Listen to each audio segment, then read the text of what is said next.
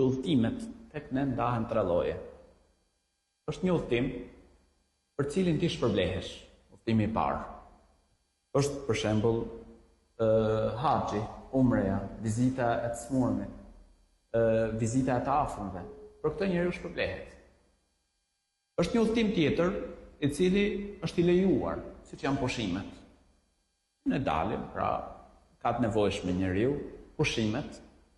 Por nëse në këto pushime, pra ti del udhëtimet që bën për pushime, ti mediton madhështinë e Krijuesit të gjithësisë.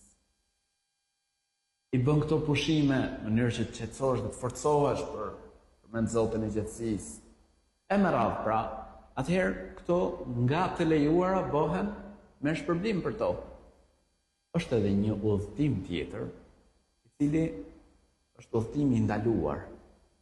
Ka udhëtimin që disa njerëz për shembull ai e bën plan, qysh kur niset që do shkojnë për shembull për haram. Do shkojnë të bëjnë gjëra të ndaluara. Atëherë ky njeri qysh momentin që niset e derisa kthehet, ngarkohet në gjunafe, Zoti na rujt.